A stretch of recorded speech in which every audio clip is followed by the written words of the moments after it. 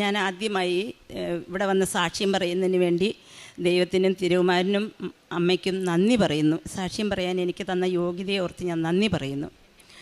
എൻ്റെ പേര് ശോഭന. ഞാൻ കരിമുകൾ, എറണാകുളം ഡിസ്ട്രിക്റ്റിൽ കരിമുകൾ എന്ന് പറയുന്ന സ്ഥലത്തു നിന്ന് വരുന്നു.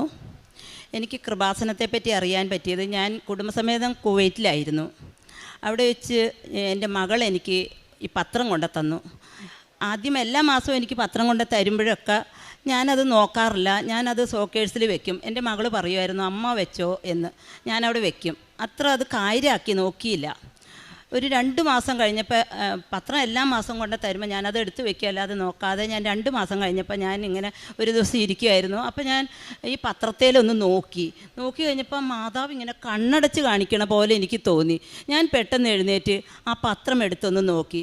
അപ്പോൾ അതിൽ ഞാൻ കണ്ടു കൃപാസനം, ഉടമ്പടി എന്നൊക്കെ ഞാൻ കണ്ടു. സാക്ഷ്യങ്ങൾ എഴുതിയേക്കുന്നതും കണ്ടു. അത് കണ്ടപ്പോൾ ഞാൻ ആ പത്രം എൻ്റെ നെഞ്ചോട് ചേർത്ത് വെച്ചുകൊണ്ട് എൻ്റെ മകന് വേണ്ടി ഞാൻ ആദ്യമായിട്ട് മാതാവിനോട് പ്രാർത്ഥിച്ചു. മകൻ അന്നേരം നാട്ടിലായിരുന്നു. അവന് കുവൈറ്റിൽ ജോലി ചെയ്യാൻ പറ്റില്ലാത്തതുകൊണ്ട് നാട്ടിലായിരുന്നു. അവൻ PSCക്ക് പഠിക്കാൻ വേണ്ടി എൻ്റെ അടുത്തുനിന്ന് പോയി. അപ്പോൾ അവൻ ഒറ്റയ്ക്കായതുകൊണ്ട് ഞാൻ മാതാവിനോട് ഞാൻ പ്രാർത്ഥിച്ചു, മാതാവേ അവന് സ്വന്തമായിട്ട് ജീവിക്കാൻ ഒരു വരുമാനം കൊടുത്താൽ ഞാൻ ഈ കൃപാസനം എന്ന സ്ഥലത്ത് ഞാൻ വരാം എന്ന് പറഞ്ഞു. 4 മാസം കഴിഞ്ഞപ്പോൾ ഞാൻ നാട്ടിൽ വന്നു. ഇവിടെ വന്ന് ഒരു വൈകുന്നേരം ആയപ്പോഴാണ് ഞാനിവിടെ വന്നത്. അവിടെ ഒത്തിരി തിരക്കായതുകൊണ്ട് എനിക്ക് അകത്തേക്ക് കയറാൻ പറ്റിയില്ല. പുറത്ത് നിന്ന് ഞാൻ തിരികത്തിച്ച് പ്രാർത്ഥിച്ച് തിരിച്ചു പോയി. ആദ്യമായിട്ട് കുവൈറ്റിൽ വെച്ച് ഞാൻ മാതാവിനോട് പ്രാർത്ഥിച്ച ആ പ്രാർത്ഥന മാതാവ് അന്ന് ഇവിടുന്ന് പുറത്തിറങ്ങി കഴിഞ്ഞപ്പോൾ എൻ്റെ മകൻ എന്നോട് വിളിച്ചു പറയുകയാണ്, അമ്മേ 1 വർഷം മുമ്പ് ഞാൻ കൊടുത്ത ബയോഡേറ്റ ആ കമ്പനിയിൽ നിന്ന് എനിക്ക് സെലക്ഷൻ കിട്ടി വിളിച്ചു എന്ന്. ഞാൻ അപ്പം തന്നെ തിരിച്ചു വന്ന് മാതാവിനോട് നന്ദി പറഞ്ഞിട്ട് ഞാൻ അകത്തേക്ക് കയറാതെ തന്നെ തിരിച്ചു പോയി. ആ ജോലി അവന് കിട്ടി. ഞാൻ തിരിച്ച് കുവൈറ്റിലേക്ക് പോകുന്നതിന് മുമ്പ് അവൻ ജോയിൻ ചെയ്തു. തിരിച്ചു പോയി. എനിക്ക് പത്രമൊന്നും ഇവിടെ നിന്നൊന്നും കിട്ടാറില്ലായിരുന്നു. ഇവിടെ വന്ന് ഞാൻ പള്ളിയിൽ പോയാലും എനിക്ക് പത്രം കിട്ടാറില്ലായിരുന്നു. എന്നിട്ട് ഞാൻ തിരിച്ചു പോയി കഴിഞ്ഞിട്ട് ആ പത്രങ്ങൾ വീണ്ടും ഞാൻ എടുത്ത് വായിച്ചപ്പോൾ ഞാൻ പറഞ്ഞു, ഇവിടെ വന്ന് ഉടമ്പടി എടുക്കാം, തിരിച്ചു വന്ന് ഉടമ്പടി എടുക്കാം. വീണ്ടും എൻ്റെ മകന് വേണ്ടി ഞാൻ പ്രാർത്ഥിച്ചു. ഇവിടെ പിന്നത്തെ കൊല്ലം 2023 മെയ് മാസം 1-ാം തീയതി ഞാനിവിടെ ഇറങ്ങി. 11-ാം തീയതി ഞാനിവിടെ വന്ന് ഉടമ്പടി എടുത്തു. ഉടമ്പടിയിൽ ഞാൻ നിയോഗം വെച്ചു. നിയോഗം എൻ്റെ മകന് വേണ്ടിയാണ് ഞാൻ വെച്ചത്.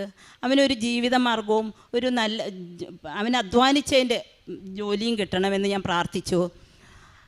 പ്രാർത്ഥന അങ്ങനെ നീണ്ടുപോയിക്കൊണ്ടിരുന്നപ്പോൾ എൻ്റെ ഹസ്ബൻഡിന് ജോലി ഉണ്ടായിരുന്നില്ല. തിരിച്ച് ഹസ്ബൻഡ് ഇവിടെ വന്നപ്പോൾ ഹസ്ബൻഡിന് വേണ്ടി ഞാൻ ഡേറ്റ് വെച്ച് പ്രാർത്ഥിച്ചു. അങ്ങനെ ഒരു 30-ാം തീയതി ഡേറ്റ് വെച്ച് പ്രാർത്ഥിച്ചപ്പോൾ 28-ാം തീയതി ആ കോൺട്രാക്റ്റ് വർക്കാണ് എൻ്റെ ഹസ്ബൻഡ് എടുക്കുന്നത്, വർക്ക് കിട്ടി. അങ്ങനെ മുന്നോട്ട് പോയിക്കൊണ്ടിരിക്കുന്ന സമയത്ത് കഴിഞ്ഞ ജൂൺ 16-ാം തീയതി ഞാൻ വെച്ച നിയോഗത്തിൽ മാതാവ് എനിക്ക് സാധിച്ചു തന്നു. എൻ്റെ മകന് PSC വഴി ജോലി കിട്ടി. പഞ്ചായത്തിലാണ് ജോലി കിട്ടിയേക്കണേ. ഒരു ജീവിത പങ്കാളിയെ ഞാൻ ചോദിച്ചായിരുന്നു. അതിന് തിരുവചനങ്ങൾ ഓർത്തുകൊണ്ട് ഞാൻ പ്രാർത്ഥിക്കുമായിരുന്നു. ഞാൻ ഒറ്റയ്ക്ക് നിർത്തത്തില്ല, നല്ല ഒരു ഇണയെ ഞാൻ ചേർത്ത് തരുമെന്നുള്ള തിരുവചനം എന്നും ഓർത്ത് ഞാൻ പ്രാർത്ഥിക്കും ദൈവത്തിനോട്. അതുപ്രകാരം ആ ഒരാഴ്ചയിൽ തന്നെ അവന് ജീവിത പങ്കാളിയെ കണ്ടെത്തി തന്നു.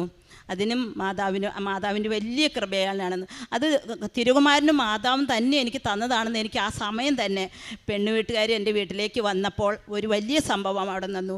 എൻ്റെ വീട് ഒരു ക്രിസ്ത്യൻസിൻ്റെ വീട് പോലെയാണ്. ഞാൻ ക്രിസ്ത്യാനി അല്ലെങ്കിലും എൻ്റെ വീട് ഞാൻ ക്രിസ്ത്യൻസിൻ്റെ വീട് പോലെ എൻ്റെ വീട് വെഞ്ചിരിച്ച് ഒരു തിരുഹൃദയത്തിൻ്റെ രൂപം വെച്ച് അച്ഛൻ വന്ന് വെഞ്ചിരിക്കുകയാണ് ചെയ്തത്. ആ രൂപം കണ്ടതോടുകൂടി ആ വീട്ടുകാർ തിരിച്ചു പോയി റോട്ടിൽ നിന്ന് അവർ തെക്കും വടക്കും നോക്കിക്കൊണ്ടിരുന്നപ്പോൾ എൻ്റെ ഹൃദയവേദനയോട് കൂടി ഞാൻ നോക്കി നിന്നു. അപ്പോൾ അവർ തൊട്ടടുത്ത വീടുകളിൽ പോയി ചോദിച്ചു.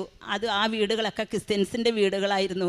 അവരോട് ചോദിച്ച് വളരെ സന്തോഷത്തോടു കൂടി അവർ തിരിച്ചു വന്നപ്പോൾ എനിക്ക് ബോധ്യമായി. എന്തുകൊണ്ടാണ് അവർ അങ്ങനെ ചെയ്തതെന്ന് എനിക്ക് അന്നേരം മനസ്സിലായില്ല. ആ വീട്ടുകാരും എന്നോട് പറഞ്ഞില്ല. പിറ്റേ ദിവസം അവരെന്നെ വിളിച്ച് പറയുക, ആ വീട്ടിലേക്ക് വന്നപ്പോൾ ക്രിസ്ത്യൻസിൻ്റെ വീട് പോലെ തോന്നി. പിന്നെയാണ് വിവരങ്ങൾ അറിഞ്ഞത്. അവരറിയാൻ ആഗ്രഹിച്ചതിനേക്കാളും കൂടുതൽ സന്തോഷകരമായി അവിടുത്തെ ഒരു മാഷ്, എൻ്റെ കുഞ്ഞുങ്ങളെ പഠിപ്പിച്ച മാഷ് അവർക്ക് പറഞ്ഞു കൊടുത്തു. അതും പ്രകാരം ആ വിവാഹം ഞങ്ങൾ ഉറപ്പിച്ചു. അങ്ങനെ മാതാവ് തന്ന ജോലിയും കിട്ടി. ഒരു ജീവിത പങ്കാളിയും കിട്ടി. അങ്ങനെ ഇരിക്കുമ്പോഴാണ് എനിക്ക് മാതാവിനും എനിക്കും വേണ്ടി ഒരു മുറി പണിയണമെന്ന് വലിയ ആഗ്രഹമായിരുന്നു. ഞാൻ കുവൈറ്റിൽ ജീവിച്ചത് അങ്ങനെ ആയതുകൊണ്ടായിരിക്കണം. എൻ്റെ സ്വന്തം വീട്ടിൽ വന്നപ്പോൾ അതിനുള്ള സാഹചര്യം എനിക്ക് കിട്ടിയില്ല. അപ്പം ഞാൻ മാതാവിനോട് അന്ന് മുതൽ പ്രാർത്ഥിച്ചു. ഇവിടുന്ന് മണ്ണും കൊണ്ടുപോയിട്ടു.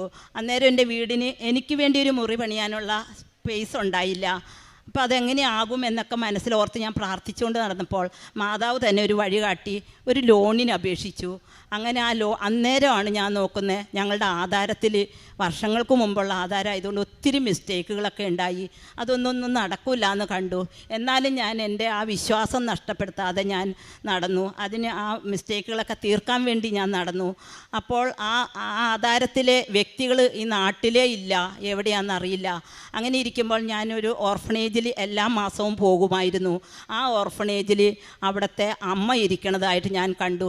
അവരിൽ നിന്നും വിവരങ്ങളൊക്കെ അറിഞ്ഞ് ശേഖരിച്ച് 2 ആഴ്ച നടന്നെങ്കിലും മാതാവ് എന്നെ അവരെ കാണിച്ചു തന്നു. ആ കാര്യങ്ങളെല്ലാം സാധിച്ചു തന്നു. ആ മാതാവിൻ്റെ ഒറ്റ മാധ്യസ്ഥം കൊണ്ടാണ് സാധിച്ചതെന്നുള്ളതിന് ഉറപ്പായിട്ട് ഞാൻ വിശ്വസിക്കുന്നു. അവരെ കാണിച്ചു തന്നു. ആ കാര്യങ്ങളൊക്കെ ഭംഗിയായിട്ട് നടന്നു. ഇന്നലെ അതും സാധിച്ചു. അത് കഴിഞ്ഞ് ഞാൻ എൻ്റെ മനസ്സ് എപ്പോഴും പറയുക, ഇത്രയും കാര്യങ്ങളൊക്കെ സാധിച്ചു, സാക്ഷ്യം പറയണില്ലേ എന്ന്. ഇന്ന് വെളുപ്പിനെ ഞാൻ അവിടെ നിന്ന് കയറി. അതിനു മുമ്പ് എനിക്ക് 2 കാര്യങ്ങളും കൂടി പറയാനുള്ളത്. ഈ ഉടമ്പടി എടുത്ത ആയിരക്കണക്കിന് 10,000-കണക്കിന് മക്കളോട് എനിക്ക് പറയാനുള്ളത്, ഉടമ്പടി എടുത്തോ അവർ മാറും, അവരെ മാറ്റിയെടുക്കും എന്നുള്ളതിന് ഉറച്ച് വിശ്വസിക്കുന്നു. ഞാൻ ഇങ്ങനെ ആയിരുന്നില്ല. എപ്പോഴും എൻ്റെ വീട്ടിൽ വഴക്കാളിയായിരുന്നു ഞാൻ. അതിൽ നിന്നും എൻ്റെ അയൽവക്കക്കാരും എൻ്റെ വീട്ടുകാരും അത്ഭുതത്തോടു കൂടി നോക്കുന്നു എൻ്റെ ഈ മാറ്റം. ആ ഉടമ്പടി എടുത്തതിൻ്റെ പേരിൽ ഞാൻ ഇങ്ങനെ മാറി. എന്നും കർത്താവിനോടും മാതാവിനോടും ഞാൻ എൻ്റെ ആവശ്യങ്ങളെല്ലാം ഞാൻ ചോദിക്കാറ്. എനിക്ക് ഞാൻ ചെയ്ത തെറ്റുകൾ പശ്ചാത്തപിച്ച് എളിമപ്പെട്ട് ജീവിക്കാൻ ഒരു കരുണ മാത്രം എനിക്ക് കിട്ടിയാൽ മതി എന്ന് ഞാൻ പ്രാർത്ഥിക്കുമായിരുന്നു. ഞാൻ എവിടെ ചെന്നാലും കൃപാസനത്തെപ്പറ്റി പറയുമ്പോൾ എന്നെ കളിയാക്കിയവരും ചോദിക്കുന്നവരോടൊക്കെ പറയാനുള്ള ഒരു ധൈര്യം എനിക്ക് മാതാവും തിരുകുമാരനും തരുമായിരുന്നു. അവരോടൊക്കെ തിരുകുമാരനെ പറ്റി പറയാനും ആ ധൈര്യം എനിക്ക് ഉണ്ടായിരുന്നില്ല. പക്ഷേ ഉടമ്പടി എടുത്തേ പിന്നെയാണ് എനിക്ക് ഇത് കിട്ടിയത്. അങ്ങനെ ഇരുന്ന് ഞാൻ ഓരോ കാര്യങ്ങളും ചെയ്തുകൊണ്ടിരുന്നപ്പോഴാണ് ലോൺ പാസ്സായി. എല്ലാ കാര്യങ്ങളും ഇനി മാതാവ് ചെയ്തു തരും ഉറപ്പിച്ചു. അങ്ങനെ ഇരുന്ന് ഹോസ്പിറ്റലിൽ ഞാൻ എല്ലാ ആഴ്ചയിലും കുർബാന കാണാനേ എനിക്ക് പറ്റുള്ളൂ. സങ്കടത്തോടെ കണ്ടുവന്ന് അത് സ്വീകരിക്കാനുള്ള എന്തെങ്കിലും എനിക്കൊരു അനുഗ്രഹം തരണമേ എന്ന് പ്രാർത്ഥനയോടുകൂടി ഞാൻ ഗവൺമെൻറ് ഹോസ്പിറ്റലുകളിൽ പോകും. അവർക്ക് എൻ്റെ കാശുരൂപം എന്നും എപ്പോഴും കിടക്കുന്നത് വരെ എൻ്റെ കയ്യിലുണ്ടായിരിക്കും. ആ കാശുരൂപം വെച്ചാണ് ഞാൻ രോഗികളെ കാണാൻ പോകുന്നത്. രോഗികൾക്ക് വേണ്ടി പ്രാർത്ഥിക്കുകയും അവരോട് സന്തോഷത്തോടു കൂടി ആശ്വാസ വാക്കുകൾ പറഞ്ഞ് അവരെ സന്തോഷത്തോടു കൂടി വരും. അവരെന്നോട് പറയും വീണ്ടും വന്നം എന്ന് എന്നോട് പറയും. ഞാൻ എല്ലാ ആഴ്ചയിലും ബുധനാഴ്ച രോഗികളെ കാണാൻ പോകും. അതുപോലെ തന്നെ ആ ഹോസ്പിറ്റലിൽ ചായ കിട്ടില്ലായിരുന്നു. 3 മണി സമയം ഞാൻ 10 പേർക്ക് കുടിക്കാനുള്ള ചായയും കടിയായിട്ട് ചെല്ലുമ്പോൾ അവരുടെ ആ സന്തോഷം കാണുമ്പോൾ ദൈവത്തിന് ഞാൻ മഹത്വപ്പെടുത്തുവാണ്. ആ സന്തോഷം കാണുമ്പോൾ അതെനിക്ക് വലിയ സന്തോഷം തരുന്ന കാര്യമാണ്. അവർക്ക് ഓരോരുത്തരും. പിന്നെ ഓർഫണേജിൽ ഞാൻ നേരത്തെ കുവൈറ്റിലായിരുന്നപ്പോൾ തന്നെ പങ്കുചേർന്ന ഒരു ഓർഫണേജാണ്. അവിടെ 30 അമ്മമാരുണ്ട്. ആ അമ്മമാർക്ക് ഓണം, വിഷു, ക്രിസ്മസൊക്കെ വരുമ്പോൾ ഡ്രസ്സുകൾ വാങ്ങിച്ചു കൊടുത്തും അവരെ സന്തോഷിപ്പിച്ചും അവരെ എക്സസൈസ് ചെയ്യിപ്പിച്ചും അവരുടെ സന്തോഷത്തിൽ പങ്കെടുക്കുമ്പോൾ അവരെന്നെ വിട്ടുപോകാൻ അനുവദിക്കില്ലാത്ത സ്നേഹമാണ് എനിക്ക് അവരിൽ നിന്നും കിട്ടുന്നത്. അത് വലിയ ഒരു സന്തോഷം തരുന്ന കാര്യം തന്നെയാണ്. പിന്നെ പ്രേക്ഷിത വില എല്ലാ മാസവും ഞാനിവിടെ വരും. ഒരു ദിവസം ഏതെങ്കിലും ദിവസം വരും. എന്നിട്ട് പത്രം വാങ്ങിച്ചുകൊണ്ട് പോയി ആർത്തിയോടുകൂടി കൃപാസന മാതാവിനെ അറിയുമോ എന്ന് ആദ്യം ചോദിക്കും. കൃപാസനത്തിൽ പോകണം, ഉടമ്പടി ഉണ്ട്. അവിടെ പണ്ടൊക്കെ കർത്താവ് നേരിട്ടായിരുന്നു അനുഗ്രഹങ്ങൾ തന്നുകൊണ്ടിരുന്നത്. ഇന്ന് സ്വർഗത്തിരുന്നുകൊണ്ട് മാതാവിൻ്റെ മാധ്യസ്ഥതയിൽ അപ്പം തന്നെ ഓരോ അനുഗ്രഹങ്ങൾ തരുന്നത് വലിയ കൃപയായിട്ടാണ് ഞാൻ കാണുന്നത്. നമ്മൾ ചോദിക്കുമ്പോൾ തന്നെ തരുന്നത്, ഒട്ടും വൈകാതെ തരുന്നത് നമ്മുടെ ഓരോ പ്രവൃത്തികൾ കൂടിയാണത് നമുക്ക് കിട്ടണമെന്ന് നമ്മൾ വിചാരിക്കുക. കൂടാതെ ഞാൻ കുവൈറ്റിലായിരുന്നപ്പോൾ തന്നെ ഈ നാട്ടിലുള്ള രോഗികൾക്കും ഇന്നും എൻ്റെ കൂടെ ചേർന്ന് നിൽക്കുന്നവർക്ക് അവിടെ നിന്ന് പിരിവെടുത്തിട്ടും ജോലി ചെയ്തും അവർക്ക് നാട്ടിൽ സഹായങ്ങൾ അയച്ചു കൊടുക്കുമായിരുന്നു. ഞാൻ ഈ ഉടമ്പടി എടുത്ത ശേഷവും ഞാനത് കണ്ടിന്യൂ ചെയ്തുകൊണ്ടിരിക്കുന്നു. പത്രം കൊടുക്കും. ഇതൊക്കെ തന്നെയാണ് പ്രേക്ഷിത വേല. പിന്നെ അടുത്തുള്ള രോഗികളെയും വയസ്സായ അമ്മമാരെ കാണാൻ പോകും. അടുത്തുള്ളവരെയൊക്കെ കാണാൻ പോകും.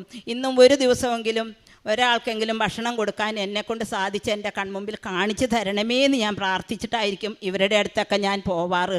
അത് സത്യമായിട്ടും ദൈവം നടത്തി തരുന്നുണ്ട്. ഇതെല്ലാ അനുഗ്രഹങ്ങളും എനിക്ക് ദൈവം തന്നത് ഞാൻ ഈ ഉടമ്പടി എടുത്ത പിന്നെയാണ്. ഉടമ്പടി എടുത്തു കഴിഞ്ഞാൽ ആൾ തന്നെ മാറുമെന്നുള്ളതിന് യാതൊരു സംശയവും വേണ്ട. ഉടമ്പടി എടുത്തു കഴിഞ്ഞാൽ നമ്മളുടെ ആഗ്രഹങ്ങൾ ചോദിക്കണതിനേക്കാളും കൂടുതലായിട്ട് നമ്മളെ മാറ്റപ്പെടുത്തിയെടുത്ത് നമ്മുടെ കുടുംബം സന്തോഷവും സമാധാനത്തോടു കൂടി കർത്താവിൽ നിന്നുള്ള സമാധാനം വാരിക്കോരി തരുമെന്നുള്ളതിന് സത്യമായിട്ട് ഞാൻ പറയുകയാണ്. ഇത്രയും സാക്ഷ്യങ്ങളൊക്കെ പറയാൻ ദൈവം എനിക്ക് തന്ന അനുഗ്രഹത്തെ ഓർത്ത് നന്ദി പറയുന്നു. യോഹന്നാൻ്റെ വിശുദ്ധ സുവിശേഷം 2:5 ഉടമ്പടി വചനം അമ്മ നമുക്ക് നൽകിയത് ഇതാണ്: അവൻ പറയുന്നത് പോലെ ചെയ്യുക. ഈ ഉടമ്പടി വചനത്തെ ഈ ഒരു അനുഭവ സാക്ഷ്യത്തിലൂടെ എങ്ങനെയാണ് നമുക്ക് കൂടുതൽ വ്യക്തമായിട്ട് മനസ്സിലാവുക? താൻ എങ്ങനെയൊക്കെ എന്തൊക്കെ കാര്യങ്ങൾ താൻ ഈശോയോട് പറഞ്ഞു, ഉടമ്പടിയിലൂടെ ദൈവവുമായിട്ടുള്ള ഒരു ബന്ധം, ഉഭയകക്ഷി ബന്ധം, ദൈവവും മനുഷ്യനും തമ്മിലുള്ള ബന്ധമാണത്. അതാണ് ബഹുമാനപ്പെട്ട VP ജോസഫ് അച്ഛൻ നമ്മോട് പറയാറുള്ളത്. ഈ ബന്ധം ഈ മകള് മനസ്സിലാക്കിയത് കൃപാസന പത്രത്തിലൂടെയാണ്. അതായത് ഇങ്ങനെയൊരു ബന്ധത്തിലേക്ക് വരണം എന്ന് ഈ മകൾക്ക് ഒരറിവുമില്ലായിരുന്നു. എന്നാൽ കൃപാസന പത്രം തനിക്ക് എല്ലാ മാസവും തൻ്റെ മകൾ തരുന്നത്, മകൾക്ക് ആരോ കൊടുക്കുന്നതാണ് ഹോസ്പിറ്റലിൽ. ആ മകൾ നേഴ്സാണ്. അപ്പോൾ ആ പത്രം ഈ അമ്മ എല്ലാ ദിവസവും എടുത്തു വെക്കും, എല്ലാ മാസവും. പക്ഷേ വായിക്കാറില്ല. എന്നാൽ പിന്നീട് എങ്ങനെ അത് വായിക്കാൻ, അത് നെഞ്ചോട് ചേർക്കാൻ, ആ ചൂട് അനുഭവിക്കുവാൻ, തിരുവചനത്തിൻ്റെ ചൂട് നമുക്ക് കിട്ടും. നാം ആ പത്രം, കൃപാസന പത്രം നെഞ്ചോട് ചേർത്ത് വെക്കുമ്പോൾ വചനം ജീവനുള്ളതാണ്, സജീവമാണ്, ഇരുതല വാളിനേക്കാൾ മൂർച്ചയേറിയതാണ്. അപ്പോൾ ആ വചനങ്ങൾ അടങ്ങിയ വിശുദ്ധ പത്രമാണത്. ആ പത്രമാണ് ഈ മകളെ ഇങ്ങോട്ട് കൊണ്ടുവന്നത്. എത്രയോ പേരായിരിക്കും ഇപ്പോൾ ഇവിടെ ഇരിക്കുന്നവരും, അല്ലെങ്കിൽ നാം തന്നെ ഒരു പത്രം കൊടുത്തിട്ട് എത്രയോ മക്കളെ ആയിരിക്കാം നാം മൂലം ഇവിടെ വരാനായിട്ട് ഇടയായിട്ടുള്ളത്. നമുക്ക് തന്നെ ചിന്തിക്കാം. നമുക്കതിന് ഇപ്പോൾ തന്നെ ഈശോയ്ക്ക് ഹൃദയത്തിൽ നന്ദി പറയാം. അങ്ങനെ തൻ്റെ ജീവിതം പിന്നീട് മാറി, താൻ തന്നെ മാറി. അതുകൊണ്ട് എസെക്കിയേൽ 36:26 തിരുവചനങ്ങൾ അരുളി ചെയ്യുന്നുണ്ട്: ഒരു പുതിയ ഹൃദയം നിങ്ങൾക്ക് ഞാൻ നൽകും, ഒരു പുതു ചൈതന്യം നിങ്ങളിൽ ഞാൻ നിക്ഷേപിക്കും, നിങ്ങളുടെ ശിലാഹൃദയം എടുത്തു മാറ്റി മാംസളമായ ഹൃദയം നിങ്ങളിൽ ഞാൻ നിക്ഷേപിക്കും. അതല്ലേ ശോഭന എന്ന ഈ മകൾ ഇവിടെ പറയുക. എനിക്ക് വിശുദ്ധ കുർബാനയിൽ കാണാനേ സാധിക്കുന്നുള്ളൂ. അത് പങ്കുകൊള്ളുവാൻ, വിശുദ്ധ കുർബാന സ്വീകരിക്കുമ്പോഴാണ് നാം വിശുദ്ധ കുർബാനയിൽ പങ്കുകാരാവുക. എനിക്കതിൽ പങ്കുകൊള്ളാൻ സാധിക്കുന്നില്ല. എന്നെങ്കിലും എനിക്ക് സാധിച്ചിരുന്നെങ്കിൽ. ഇതൊക്കെ പറയുമ്പോൾ എത്രമാത്രം തീഷ്ണതയാണ് ഈ മകളുടെ ദൈവസ്നേഹത്തിനെന്നുള്ളതാണ് നാം അറിയേണ്ടത്. അങ്ങനെ താൻ ചെയ്യുന്നതൊക്കെ കർത്താവിനെ പ്രതി ഏറ്റവും തീഷ്ണതയോടെ ചെയ്യുകയാണ്, ആർത്തിയോടെയാണ് തിരുവചനം വായിക്കുക. അതുപോലെ താൻ ചെയ്യുന്ന ഓരോ കാരുണ്യ പ്രവൃത്തികൾ അത് ഏറ്റവും ശ്രേഷ്ഠമായിട്ട് ചെയ്യണം. അതാണ് ഈ മകൾ ആഗ്രഹിക്കുക. എന്തോ ഒക്കെ ചെയ്തു, അതല്ല, ഉടമ്പടി എടുത്തല്ലോ, കുറച്ച് കാര്യങ്ങളൊക്കെ ചെയ്യണമെന്ന് പറഞ്ഞിട്ടുണ്ടല്ലോ, അപ്പോഴെന്തെങ്കിലുമൊക്കെ ചെയ്യാം. അങ്ങനെ നാം ആരും ചിന്തിക്കില്ല. ആരെങ്കിലും ചിന്തിച്ചാൽ തന്നെ അതല്ല നാം ചെയ്യേണ്ടത് എന്നുള്ളത് അനുഭവ സാക്ഷ്യത്തിലൂടെ നമുക്ക് വ്യക്തമാവുകയാണ്. അങ്ങനെ പൂർണ്ണ ഹൃദയത്തോടും പൂർണ്ണ മനസ്സോടും കൂടെ കർത്താവിലേക്ക് തിരിയുകയും അവിടുത്തെ സന്നിധിയിൽ സത്യസന്ധമായി വ്യാപരിക്കുകയും ചെയ്താൽ അവിടുന്ന് നിങ്ങളിൽ നിന്ന് മുഖം മറയ്ക്കില്ല എന്ന് തോബിത്തിൻ്റെ പുസ്തകം 13-ാം അധ്യായം 6-ാം തിരുവചനം അരുളി ചെയ്യുന്നുണ്ട്. തൻ്റെ മകൻ്റെ ജോലി, ഹസ്ബൻഡിൻ്റെ ജോലി, താൻ ചോദിച്ച ഓരോ കാര്യങ്ങൾ, 30 വർഷത്തിലധികമായ തങ്ങളുടെ പ്രമാണത്തിൻ്റെ കാര്യം, അതൊക്കെ ഒന്ന് ക്ലിയർ ആക്കുന്നത്, ഇങ്ങനെ ഒത്തിരി കാര്യങ്ങൾ ഈ മകൾക്ക് ഉടമ്പടിയിലൂടെ ലഭിച്ചു. അതൊന്നും തനിക്ക് ലഭിക്കാൻ സാഹചര്യങ്ങളില്ലായിരുന്നു, സാധ്യതയില്ലായിരുന്നു. എന്നാൽ അമ്മയുമായിട്ട്, അമ്മയുടെ മധ്യസ്ഥതയിൽ കർത്താവിനോട് ചെയ്ത ഉടമ്പടിയാണ് തനിക്കിതെല്ലാം സാധിച്ചു തന്നതെന്ന് ഈ മകൾ ഇന്ന് ലോകത്തിന് മുൻപിൽ പറയുമ്പോൾ നമുക്കും കരങ്ങളടിച്ച് ദൈവത്തെ ആരാധിക്കാം.